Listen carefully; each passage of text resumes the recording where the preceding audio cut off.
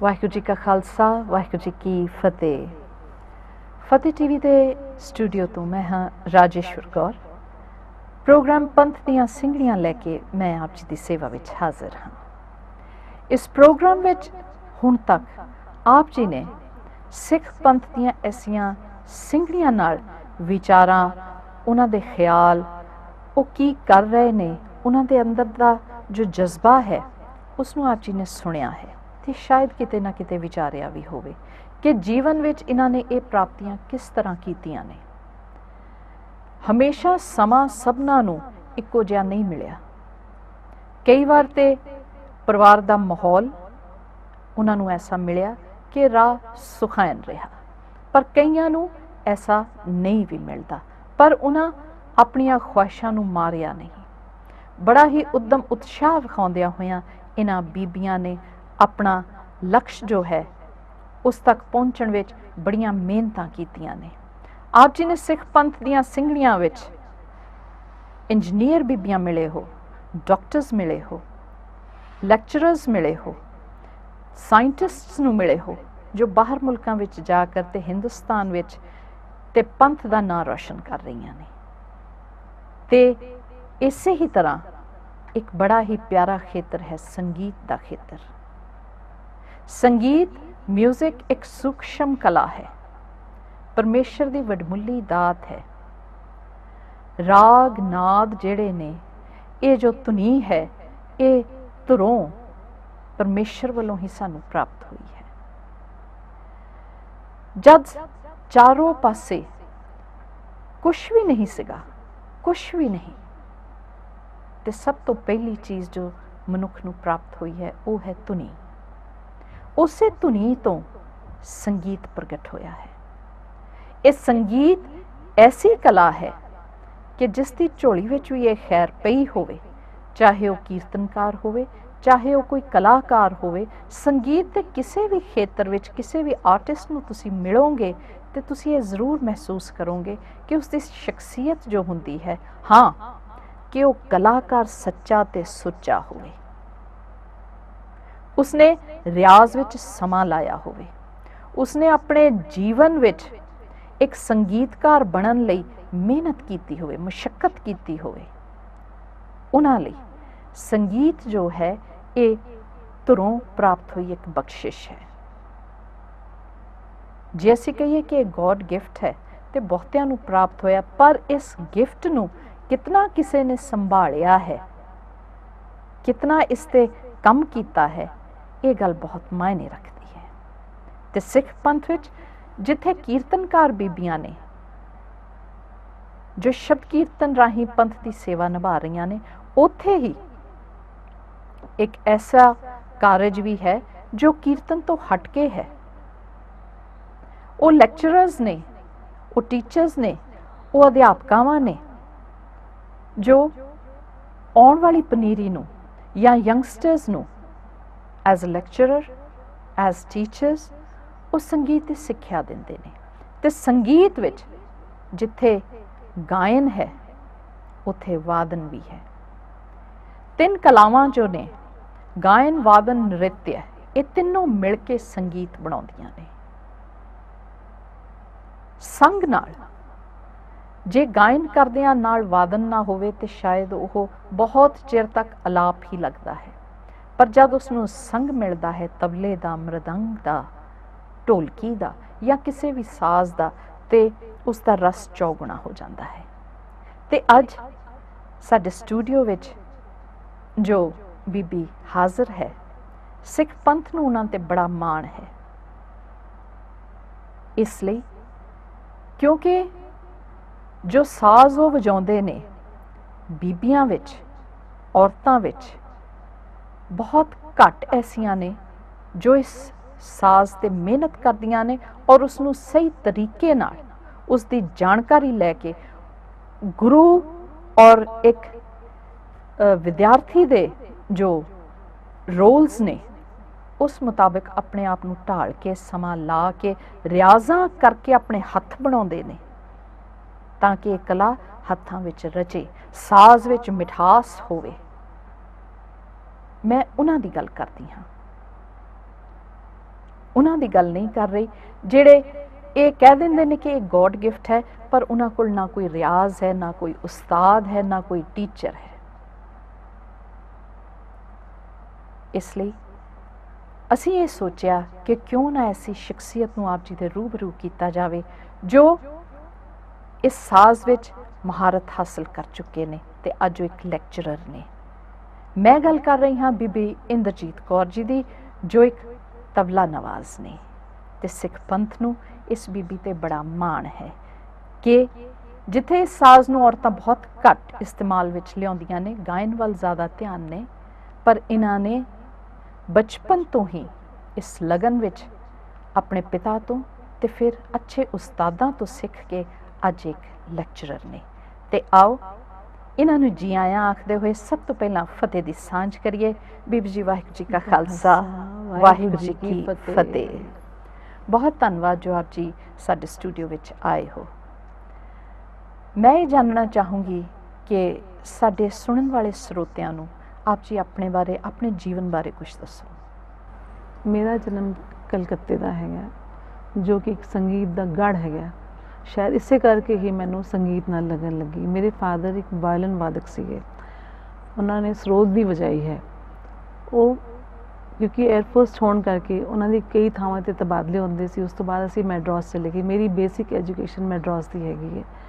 ਉਸ ਤੋਂ ਬਾਅਦ ਸਾਡੀ ਜਦੋਂ ਟਰਾਂਸਫਰ ਕਾਨਪੁਰ ਹੋਈ, ਉੱਥੇ ਆ ਕੇ ਮੇਰੇ ਫਾਦਰ ਨੇ ਮੈਨੂੰ ਜਦੋਂ ਮੈਂ 9th ਵਿੱਚ ਪਹੁੰਚੀ ਤੇ ਕਹਿਣ ਲੱਗੇ ਕਿ ਤੂੰ ਨਾ ਤਬਲਾ ਸਬਜੈਕਟ ਲੈਣਾ ਹੈ, ਕਿਉਂਕਿ ਤਬਲਾ ਉਹ ਵਾਇਲਨ ਵਜਾਉਂਦੇ ਸੀ ਤੇ ਜਿਹੜੇ ਆਉਂਦੇ ਸੀ ਘਰ ਤਬਲਾ ਵਜਾਉਣ ਵਾਲੇ ਕਦੇ ਛੁੱਟੀ ਮਾਰ ਜਾਂਦੇ ਸੀ, ਕਦੇ ਕੋਈ ਹਿੰਦੂ ਜੈਂਟਲਮੈਨ ਮਿਲਦਾ ਸੀ, ਉਹ ਕਹਿੰਦੇ ਸੀ ਮੈਨੂੰ ਕੀਰਤਨ ਦਾ ਰਸ ਨਹੀਂ ਬਣਦਾ ਜਦ ਤੱਕ ਸੰਗ ਬਰਾਬਰ ਦਾ ਨਾ ਹੋਏ, ਤੇ ਤੂੰ ਤਬਲਾ ਆਪ ਕਿਉਂ ਨਹੀਂ ਸਿੱਖ ਲੈਂਦੀ ਬੇਟੇ।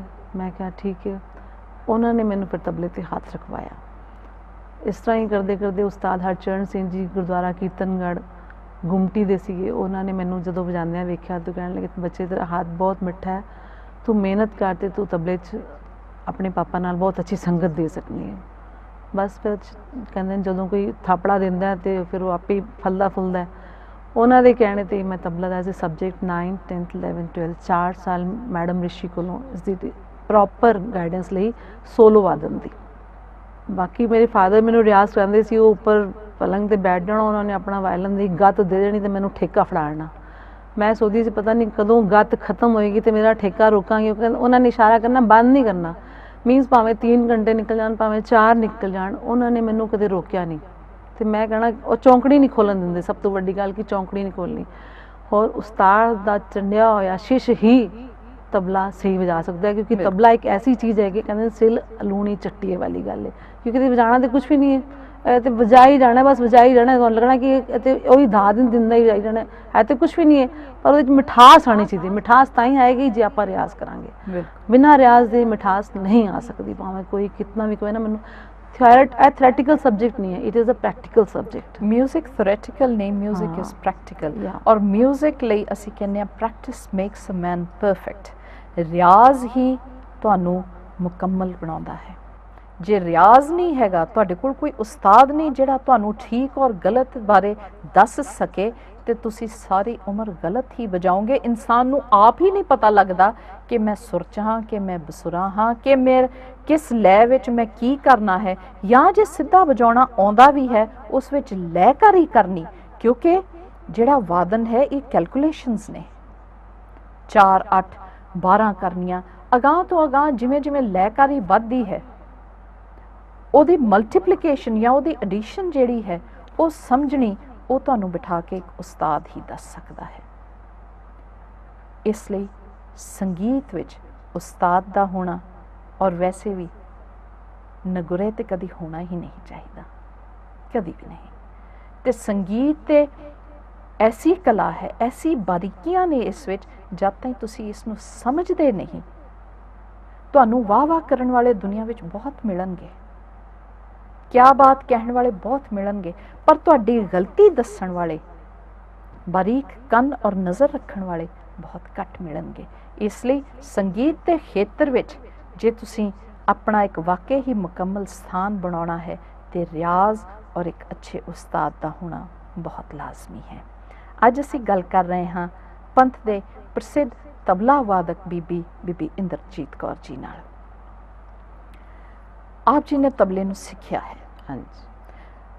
ਅੱਜ ਦੇ ਸਮੇਂ ਵਿੱਚ ਰਿਆਜ਼ ਵੱਲ ਬਹੁਤਾ ਧਿਆਨ ਨਹੀਂ ਦਿੱਤਾ ਜਾਂਦਾ। ਜਿਹਨੂੰ ਥੋੜ੍ਹੀ ਬਹੁਤੀ ਨੌਲੇਜ ਹੋ ਜਾਂਦੀ ਹੈ, ਚਾਹੇ ਉਹ ਕੋਈ ਖੇਤਰ ਹੋਵੇ, ਜਿਸ ਨੂੰ ਹਾਰਮੋਨੀਅਮ ਤੇ ਥੋੜ੍ਹੀਆਂ ਸਰਗਮਾਂ ਕੱਢਣੀਆਂ ਆ ਜਾਂਦੀਆਂ ਨੇ, ਉਹ ਟਿਊਸ਼ਨਸ ਦੇਣ ਲੱਗ ਪੈਂਦੇ ਨੇ।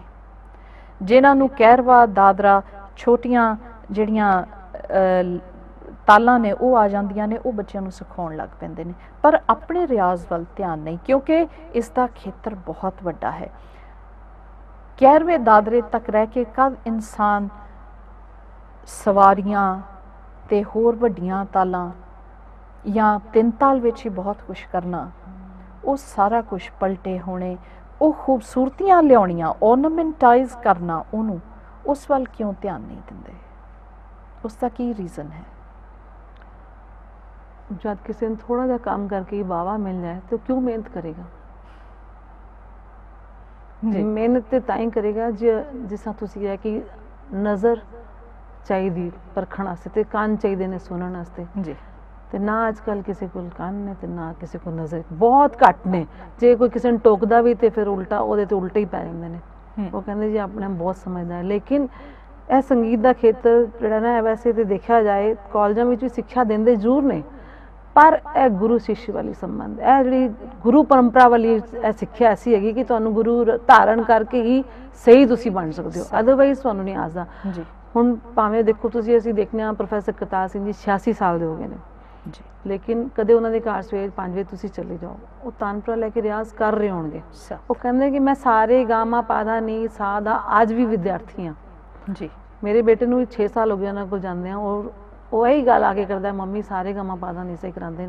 ਮੈਂ ਕਿਹਾ ਤੂੰ ਸਾਰੇ ਗਾਮਾ ਪਾਦਾ ਨੀ ਸਾ ਕਰਨਾ, ਤੇਰਾ ਗਲਾ ਕਿੱਥੇ ਪਹੁੰਚ ਗਿਆ ਤੈਨੂੰ ਨਹੀਂ ਪਤਾ, ਇਸ ਗੱਲ ਨੂੰ ਮੈਂ ਦੱਸ ਸਕਦੀ ਹਾਂ ਜੀ। ਤੂੰ ਨਕਲ ਕਿਸੇ ਗਾਰਾਗੀ ਦੀ ਕਰਨੀ, ਕੈਸਟ ਤੋਂ ਕਰਨੀ, ਇਟਸ ਈਜ਼ੀ ਜੌਬ।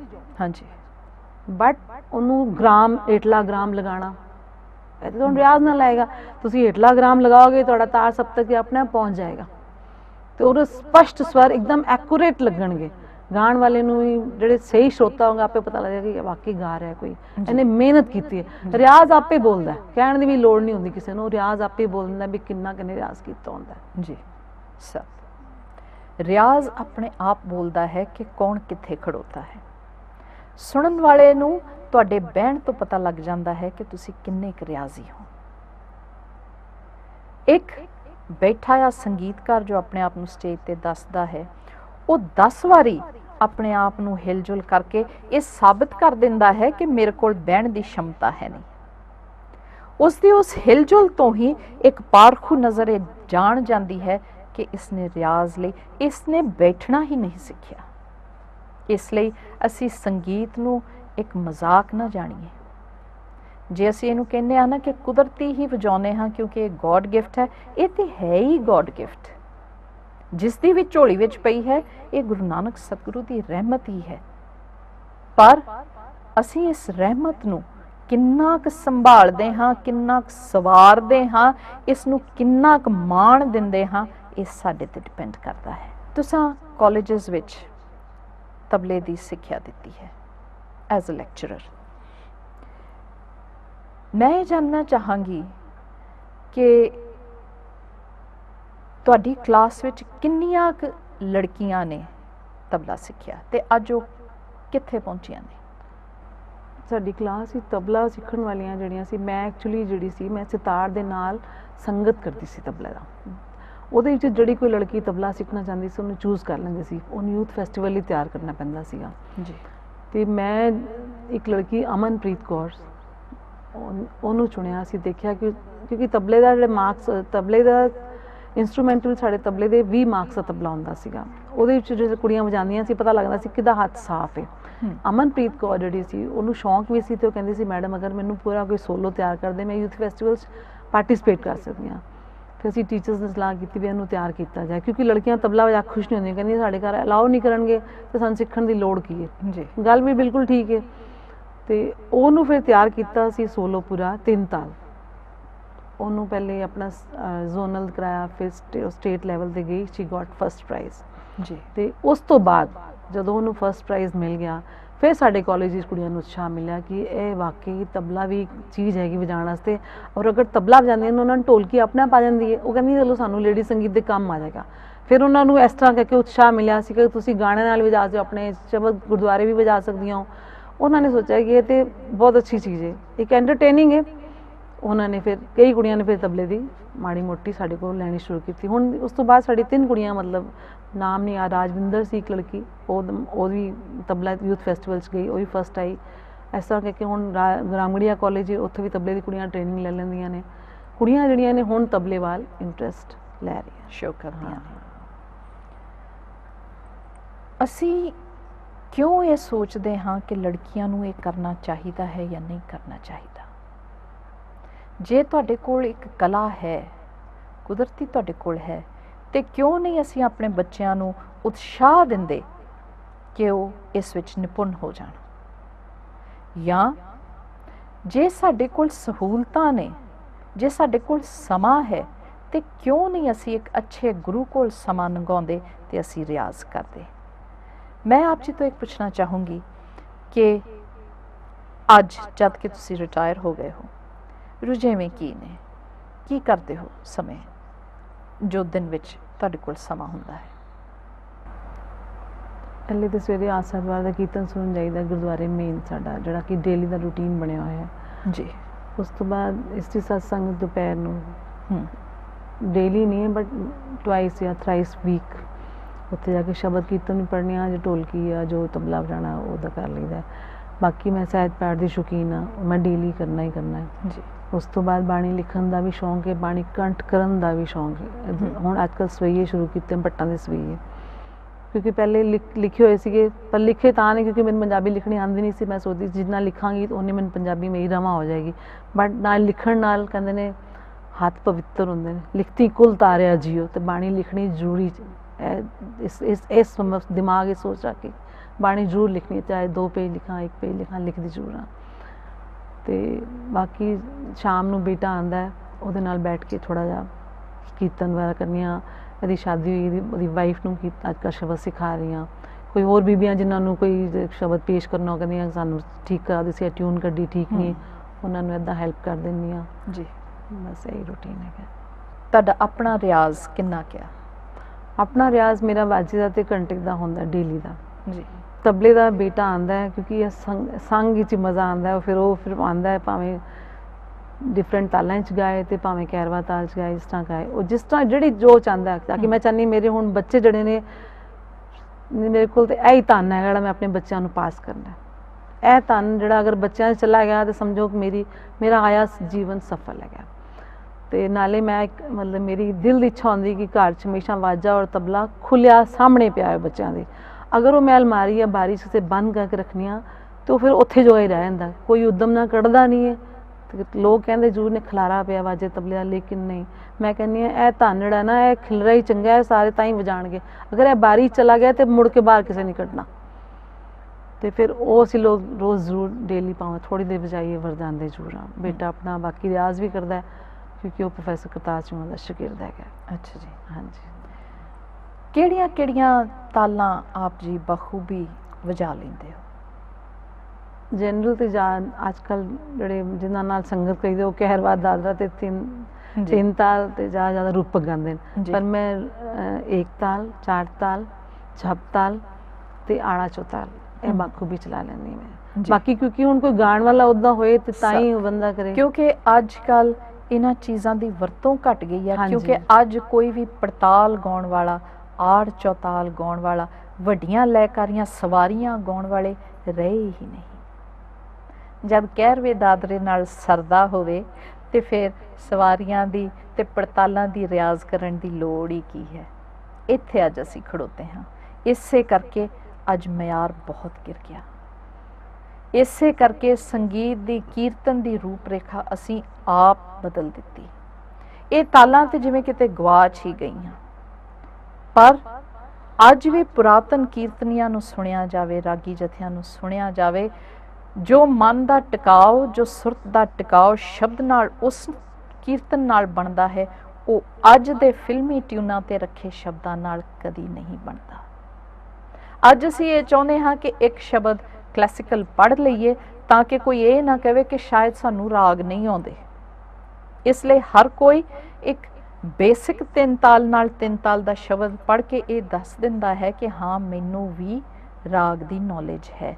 पर राग इतना ईजी नहीं, ये कोई मजाक नहीं कि हर किसी दे काबू विच आ जावे। राग रंग है, राग रस है, और इसका रस हासिल करना ये कोई खेड नहीं है। ये तुहाडे जीवन विचों कीमती वडमुला समा मंगदा है, फिर इसका लुत्फ आउंदा है, फिर इसका आनंद आउंदा है। इसलिए बीबी इंद्रजीत कौर जी ने अपने जीवन का समा लाया है रियाज ते और सिखाउण ते अज इन्हां नूं पंथ इतना प्यार दिंदा है। सोसाइटी जिथे रहिंदे ने वो इन्हां नूं सत्कार दिंदी है, प्यार दिंदी है। इतना सब कुछ सिख लैण दे बावजूद भी ये गुरुद्वारा साहिब दीयां बीबियां नाल तबला या ढोलकी वजा लेंदे ने। ये इन्हां दी निमरता है, ये मॉडेस्टी है। नहीं तो ये भी हुंदा जिहड़े बहुता सिख जाण ना, वो भी ये सोचते हैं कि हुण मैं आम लोकां विच बहना ही नहीं, क्योंकि मैनूं बहुत कुछ आउंदा है। वो आम ही तुहानूं खास बनाउंदे ने। इस चीज़ नूं सानूं कदी भुलना नहीं चाहिए। आप जी देख रहे हो फतेह टीवी। मैं हाँ राजेश्वर कौर ते मेरे नाल अज स्टूडियो विच ने बीबी इंद्रजीत कौर जी जो एक तबला नवाज ने। आप जी तो इजाज़त लैण तो पहला मैं चाहांगी कि ये अपने लफ्ज़ां विच तुसीं साडे संगीतकार या सीखण वाले जो संगीत के खेत्र विच बच्चे ने या बीबियां ने उन्हां लई की संदेश देना चाहोगे? तबला एक ऐसा सब्जेक्ट है जिहड़ा रियाज मंगदा है, और एवं नहीं कि अज कर लिया फिर हफ्ते बाद उन्होंने वजा लाँगे, नहीं। डेली जिवें आपां रोज़ रोटी खाने नहाने रोज़, इसी तरह ही रोज़ तबला सानूं वजाना ही पवेगा जी।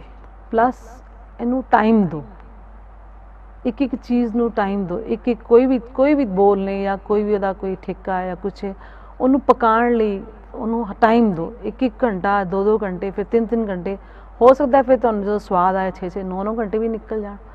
लेकिन रियाज डेली रियाज चाहिए दा। दूसरा जे मैं तो कहनी गुरसिख बच्चों लिए तो घर च एक भावें थोड़ी जी थां ते गलीचा जा बिछा के या चद्दर दरी डाह के वाजा तबला हमेशा ही पिया रहे। सवेरे जे नितनेम कर सकते हैं तां भी ठीक है, 8-7 बार कर सकते, नहीं तो शाम नूं ते बच्चों नूं टाइम जरूर मिलता है। कोई मतलब दूजी गल नहीं कह सकता कि टाइम नहीं मिलता। बच्चे शाम नूं रहरास पाठ कर सकते हैं, आरती कर सकते हैं। जे माँ तबला जानती होगी तो तबला वजाएगी, तबले ना जे तबला वजदा होएगा ना तो बच्चे अपने आप आके वाजे कोल बह जाते हैं। तो जे माँ वाजा लैके बह जाएगी, तबला नहीं वजेगा ना तो वह फिर स्वाद नहीं बनेगा। तबला इस करके तबला बहुत जरूरी, मैं कहनी हर माँ नूं ढोलकी वाजा तबला सब आना चाहिए, तां ही वो बच्चे नूं अगे उपदेश सकदी गुर। जे माँ च गुण होएगा तो बच्चा अपने आप ही हो जाएगा। कहते हैं एक लड़की नूं सिखाया होए ना तो कई घर सिख जाते हैं। एक औरत जब एजुकेट हो जाती है या वो रियाजी होवे तो उस विच किसी भी तरह की कला होवे, बशर्ते कि उन्हें आप उसते समा लाया होवे, उन्होंने हंडाया होवे, ते वाकई ये सत्य है कि कई कुलां उस नाल तर जांदियां ने, उन्हां विचों गुण आ जाता है। समा हो गया है आप जी तो इजाजत लैण दा, पर क्योंकि अज साडे स्टूडियो विच एक तबला नवाज ਸਿੰਘਣੀ है ते जाण तो पहला जे असीं इन्हां तो कुछ सुनिया ना, जे इन्हां दे तबले दी असीं आवाज़ ना सुनी, इन्हां दी लयकारी ना असीं सुनी ते असीं गुस्ताख होवांगे। इजाजत लैण तो पहला आओ कुछ मिनटां लई इन्हां पासों कुछ सुनते जाइए।